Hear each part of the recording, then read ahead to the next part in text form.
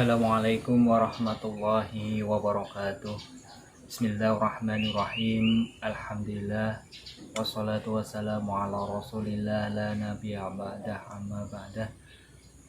Saudaraku yang saya hormati dimanapun Anda berada, pertama marilah kita panjatkan puji syukur kita kepada Allah Subhanahu wa Ta'ala yang telah melimpahkan rahmat dan hidayahnya kepada kita semua, sehingga pada kesempatan kali ini kita masih diberikan kenikmatan kesehatan bisa beribadah kepada Allah Subhanahu wa Ta'ala.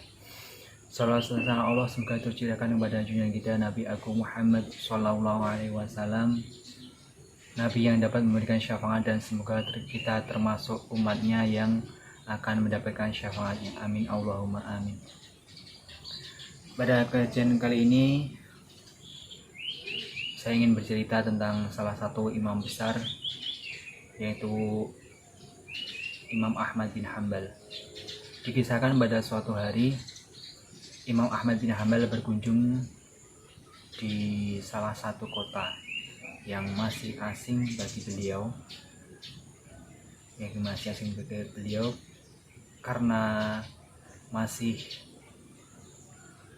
karena kondisi sudah malam, maka beliau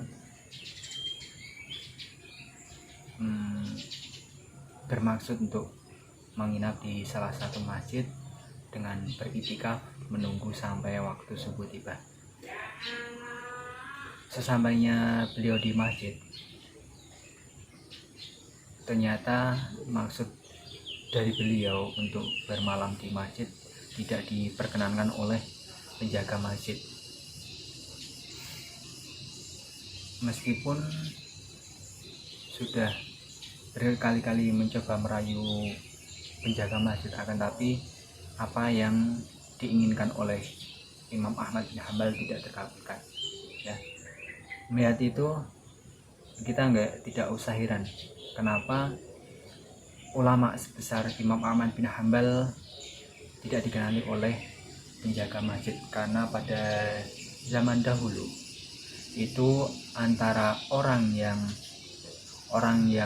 alim, para ulama itu lebih dikenal dulu karya-karya dan manfaat ilmunya dibanding orangnya langsung. Nah, kalau sekarang kan banyak sekali, kalau sekarang kan ada sosial media, ada Facebook, ada Instagram, orang bisa berbagi dan kita pun bisa tahu seperti apa orang yang berbagi ilmu atau ulama yang para kiai, ustadz yang memberikan kajian. Tapi pada zaman dahulu tidak ada sosial media seperti sekarang, sehingga ulama sebesar Imam Ahmad bin Hanbal pun tidak ada yang mengenalnya, atau baru sedikit yang pernah bertemu dengan beliau. Kembali ke kisah Ahmad bin Hanbal lagi, ternyata kejadian di masjid tersebut dilihat oleh salah satu penjual roti.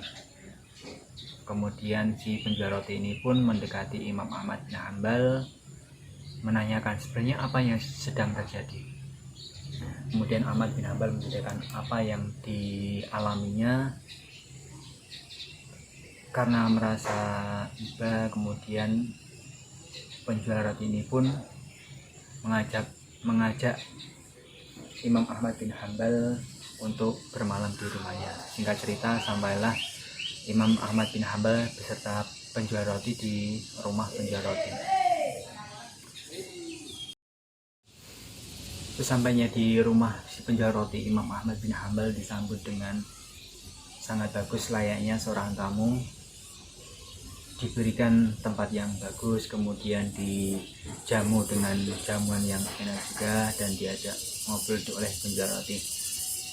Saling bercerita. Karena waktu sudah malam, maka si penjual roti mempersilahkan Imam Ahmad bin Hanbal untuk beristirahat dan memohon izin untuk melakukan kegiatan untuk mempersiapkan jualan yang akan dijual oleh penjual roti, yaitu persiapan untuk membuat roti yang akan dijual di esok harinya. Di sinilah yang menarik, pada saat persiapan maupun pada saat melakukan aktivitas membuat roti, si penjual roti ini ternyata melakukan satu bacaan atau melakukan zikir. Dia membaca istighfar ketika melakukan apapun. Jadi si penjual roti menjadikan istighfar sebagai zikirnya. Inilah yang membuat kagum Imam Ahmad bin Hanbal. Rekaman ini disimpannya, kemudian baru pada pagi harinya beliau menanyakan kepada penjual roti. Saya lihat tadi malam Imam Ahmad pun berbicara bahwa kepada si penjual roti ini, tadi malam saya melihat Anda dalam melakukan aktivitas apapun, mulai dari membuat adonan sampai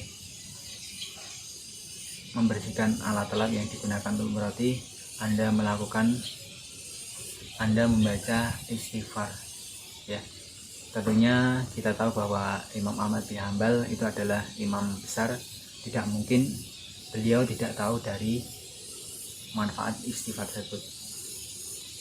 Akan tapi beliau hanya ingin mengetahui apa motivasi si penjual roti ini melanggengkan membaca istighfar. Kemudian si penjual roti pun menjawab, saya mengistiqomahkan atau melanggengkan membaca istighfar karena doa apapun yang saya panjatkan pada Allah pasti dikabulkan. Dengan wasilah saya melanggengkan membaca istighfar. Apapun doa yang saya panjatkan kepada Allah pasti dikabulkan. Akan tapi hanya masih ada satu doa yang belum dikabulkan oleh Allah. Karena penasaran, maka Imam Ahmad bin Hanbal menanyakan apa itu. Entah karena tidak ditanyakan atau belum sempat, sebelumnya pada saat bertemu dengan si penjual roti ini, Imam Ahmad bin Hanbal belum sempat memperkenalkan diri bahwa beliau adalah Imam Ahmad bin Hanbal. Tadi ada satu doa yang belum terkabulkan, doa si penjual roti ini yang belum terkabulkan oleh Allah. Kemudian Ahmad bin Hanbal menanyakan apa itu. Si penjual roti pun menjawab, yaitu bertemu Imam Ahmad bin Hanbal. Imam Ahmad bin Hanbal pun tersenyum. Akhirnya dia tahu hikmah dari diusirnya beliau dari masjid. Kenapa beliau diusir dari masjid dan akhirnya dipertemukan oleh si penjual roti ini. Kemudian ternyata karena amalan bacaan istighfar dari si penjual roti ini. Begitulah dari cerita di atas dapat kita ambil kesimpulan bahwa istighfar itu manfaatnya sangat banyak sekali. Di antaranya doa-doa yang dipanjatkan oleh si penjual roti semuanya terkabul, itu karena wasilah dari istighfar. Karena dalam Al-Quran pun disebutkan bahwa siapa saja yang membaca istighfar maka akan salah satu manfaatnya adalah akan dilancarkan rezekinya. Dan apabila kita melanggengkan istighfar, insya Allah banyak sekali manfaat yang bisa kita ambil. Untuk bacaan istighfar pun itu terserah kita, mau boleh hanya astagfirullah saja, astagfirullahaladzim, atau astagfirullahaladzim li wali wajah wal mu'min wal mu'minat, atau dengan bacaan istighfar yang lebih panjang. Untuk hitungannya itu pun bebas, kita mau hitungan berapapun itu bebas. Kalau dalam riwayat tuh Nabi Muhammad pun setiap harinya itu membaca istighfar 70 sampai 100 kali.